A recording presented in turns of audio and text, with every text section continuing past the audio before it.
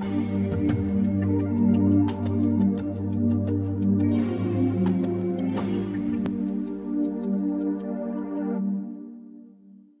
sommes en compagnie de Brigitte Vaste, bibliothécaire à Saint-Mihiel. Et là, je vais simplement vous laisser nous présenter l'endroit où on se trouve.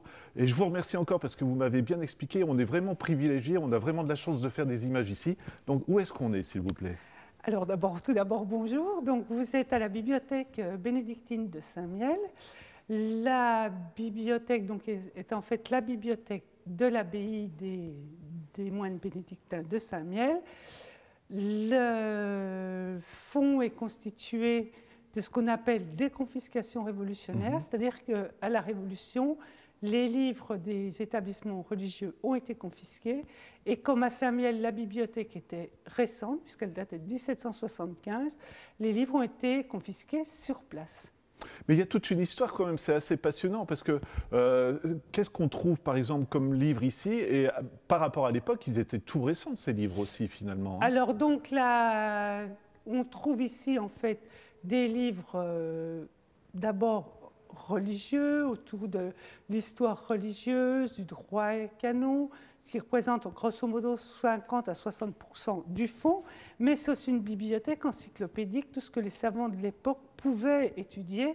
Donc vous avez des livres de géographie, des livres d'histoire, des livres de mathématiques, de médecine, vraiment oui, tout ce que les savants de l'époque étudiaient. Et le caractère exceptionnel de cette bibliothèque, vous m'avez expliqué, c'est qu'au moment de la Révolution, on confisque tous les livres. Mais je vous laisse, j'en dis pas plus, parce que par rapport à Paris ou des choses comme ça, ici, c'est vraiment dans le jus, on va dire. Voilà, donc c'est la caractéristique de Saint-Mihiel, c'est la seule ou une des seules bibliothèques en province dans ce cas-là, c'est-à-dire que les livres ont été confisqués sur place dans cette bibliothèque qui était toute neuve et ils sont restés chez eux, ils sont pour certains depuis l'origine de l'abbaye, au moins sur le site, si ce n'est sur les rayons. Parce qu'il y a de très très belles bibliothèques anciennes, hein, même si vous allez à Verdun, il y a un fonds magnifique, mais ils proviennent de plusieurs bibliothèques, ils ont été rassemblés à un endroit qui n'était pas destiné à une bibliothèque au départ. Et au-delà de ça, encore par le fait de la Révolution, si je ne me trompe pas, il y a d'autres livres qui sont arrivés ici. Voilà, hein. donc en fait, comme il y avait de la place, on a confisqué donc, tous les livres des maisons religieuses, des émigrés, et on les a ramenés ici. Du coup, c'est vraiment un lieu historique, pas seulement par les livres, parce qu'on va continuer un petit peu si vous voulez bien. Première Guerre mondiale, qu'est-ce qui se passe encore une fois à Saint-Mihiel? Qu'est-ce qui se passe à Saint-Mihiel? Donc en fait, la ville est occupée dès septembre 14 jusqu'en septembre 18 par les Allemands. Les Français sont situés sur la rive gauche de la Meuse et ils essayent de reprendre la ville plusieurs fois. Et en 1915, un obus français éclate dans la grande salle. Les Allemands qui occupaient donc, avaient mis une mission de sauvegarde des œuvres patrimoniales en zone occupée.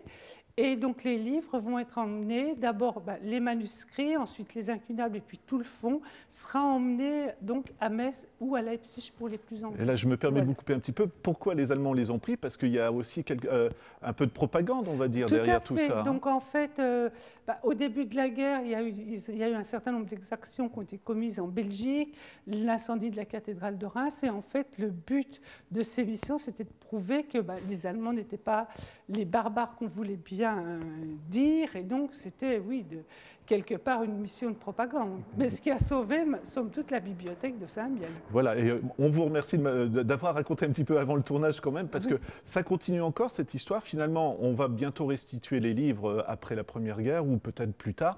Mais là encore, je vous laisse raconter, parce que je trouve que c'est passionnant, l'itinéraire qu'un livre peut avoir dans sa vie, quoi. Voilà, donc en fait, après la Première Guerre, il faut reconstruire donc à l'identique la grande salle où on se trouve, puisqu'en fait, il n'y avait plus que l'emballage en pierre, tout avait disparu.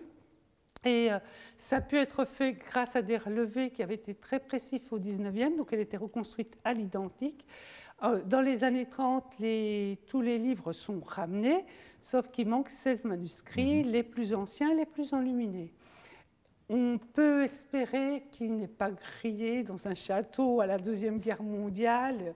Et on sait qu'en fait, il y en avait deux à la fin des années 70 qui étaient encore en Allemagne, puisqu'à l'époque, il y a un antiquaire de Munich qui avait contacté donc, la ville en disant qu'il avait deux manuscrits qui venaient du fond de Saint-Miel et il voulait les échanger contre des doubles de la Bibliothèque nationale. Bon, à l'époque, il n'y a pas eu de réaction parce que la politique de sauvegarde du patrimoine n'était pas tout à fait la même. Donc, en fait, c'est resté en l'état.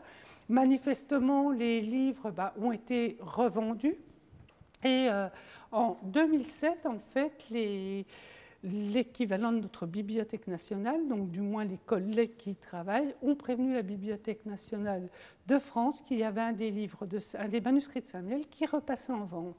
Et là, la politique de l'État était totalement différente. Et maintenant, il existe un fonds spécial pour racheter ce genre d'ouvrages. Ça arrive aussi pour des tableaux, si je ne me trompe pas, ou des choses comme ça. Puisqu'en fait, depuis le début des années 90, du siècle précédent, n'est-ce pas, il n'y a plus de contentieux franco-allemand, sauf encore pour les spoliations juives maintenant. Et donc, la ville, en fait, a racheté le manuscrit avec l'aide de l'État et des collectivités territoriales.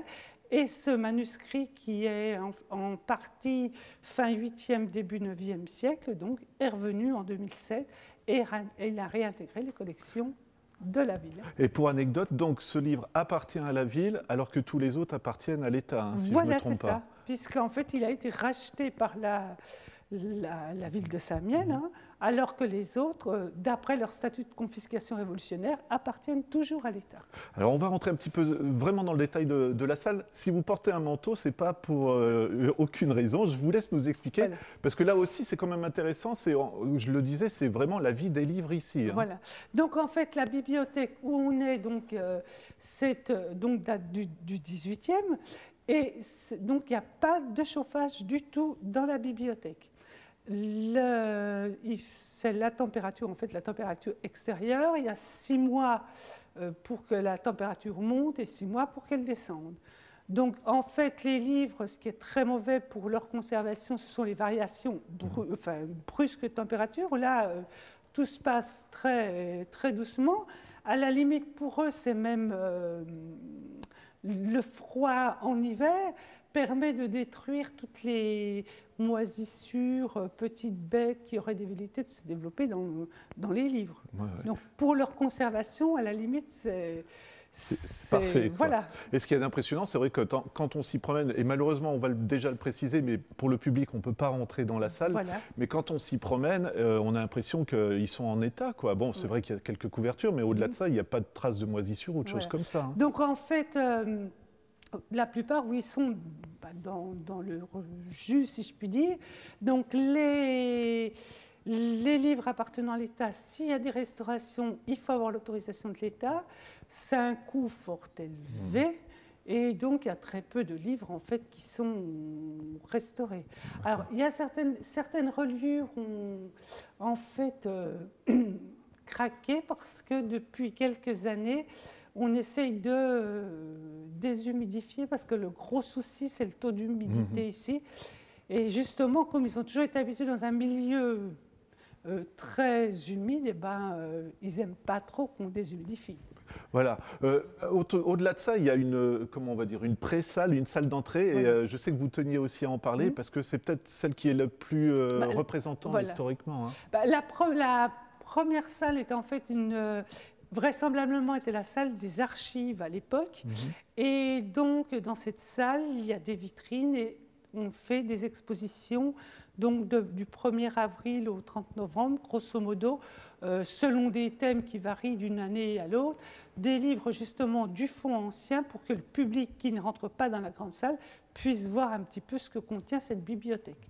J'ai une question un petit peu plus personnelle. Vous vous êtes promené dans certains livres, vous avez trouvé des choses. Alors vous m'avez expliqué c'est du latin ou de l'ancien français, mais il doit y avoir des choses émouvantes. Déjà rien que d'imaginer que c'est quelqu'un qui a écrit dedans, c'est émouvant, je pense. Donc en fait, le fond, oui, parce qu'en fait, quand déjà on les manipule entre guillemets régulièrement, parce qu'il faut préparer les expositions, ne serait-ce que cela. Après, c'est clair que historiquement, il y a entre autres choses, on a une partie ou tout ou partie, puisqu'on n'a plus d'archives, de la bibliothèque du cardinal de Ré, qui est grand personnage de l'histoire de France, il en est. Donc c'est vrai que le fait de toucher ces livres, rien que ça, c'est fort émouvant. Et puis on sait qu'il y a aussi des livres qui sont rarissimes, ou pour lesquels c'est le seul exemplaire connu. Voilà, c'est quand même aussi particulièrement émouvant de savoir qu'on les a à Saint-Miel et qu'on peut le feuilleter. Voilà. Vraiment, toute dernière question, on va à nouveau parler pour le public, comment ça se passe, parce que je pense qu'on comprend quand même qu'on ne puisse pas rentrer comme ça avec beaucoup de monde. Question d'humidité, je crois que vous m'avez expliqué, puis peut-être la peur aussi de vol ou de choses comme ça, tout simplement. Alors donc, une bibliothèque telle que celle-ci, en fait, a cessé entre guillemets, de vivre, enfin disons que sauf cas exceptionnel, il n'y a plus d'achat, elle a cessé à la Révolution. Donc c'est à la fois une bibliothèque, mais aussi c'est un musée du livre. Voilà. Et donc en même temps, ce sont les réserves, donc on ne rentre pas dans les réserves d'un musée. Donc l'État avait donc au début des années 1990 installé les portes en verre où le public ne rentrait même pas du tout dans cette salle-là. Donc c'était vraiment dans un but de préservation, de conservation. Et puis c'est vrai que en fait tout est sur les rayons. Donc c'est vraiment pour des personnes. Donc par contre là, je me souviens, vous m'avez expliqué si c'est un étudiant ou un scientifique, peut-être là il y a peut-être des demandes possibles ou des choses comme ça. Après voilà, pour des travaux de recherche, on peut tout à fait accéder au fond. Dans ce cas-là, il faut prendre contact avec moi et on vient éventuellement travailler ici. Voilà. Mais très souvent dans ce genre de fonds, en fait, la personne qui a besoin de quelques renseignements ne se déplace pas forcément. On me demande si on a telle édition, au cas où on est telle édition, si par exemple à page temps il y a telle chose ou telle chose. C'est passionnant aussi, comme métier quand même. C'est comme ça que ça fonctionne. Malgré tout, donc à partir d'avril, si je ne me trompe pas, exposition temporaire, et on peut avoir quand même un point de vue, parce que je vous ai coupé et je m'en excuse, mais avant il y avait des portes en verre, maintenant il y a une avancée, un petit tapis qui permet, finalement, c'est aussi l'ampleur de la salle, c'est magnifique à regarder. Ça. Donc une salle qui fait 50 mètres de long, 8 mètres dans les embrasures et 5 mètres sous plafond. C'est vrai que la salle par elle-même vaut déjà le déplacement. C'est vrai qu'aussi, si vous regardez, vous voyez des livres sur des étagères. Après ça, de toute façon, même encore, si même vous rentriez dans la grande salle, vous ne pouvez pas les toucher. Donc, vous ne pouvez pas les ouvrir, vous ne pouvez pas voir ce qu'il y a dedans. C'est pour ça qu'on fait des expositions. Et d'ailleurs, cette année, je vais faire ma petite publicité. Allez-y, justement, c'est ce que j'allais vous demander. Donc, c'est le 450e anniversaire de la mort de Ligier Richier, grand sculpteur de Saint-Miellois. Et donc, le thème, ce sera la bibliothèque des Bénédictins au XVIe siècle. Très bien. Voilà. Des coordonnées ou un numéro de téléphone pour se renseigner? Soit vous pouvez éventuellement passer par l'office de tourisme, puisque de toute façon, d'un point de vue bassement matériel, pour prendre le billet d'entrée, il faut aller à l'office. Sinon, autrement, pour des questions précises, vous pouvez me téléphoner sans problème à la bibliothèque de lecture publique. Vous avez le numéro de téléphone? Alors, le téléphone, donc petit défi à chaque fois. Voilà, le 03 29 89 02 87. Voilà, merci beaucoup Brigitte. Voilà.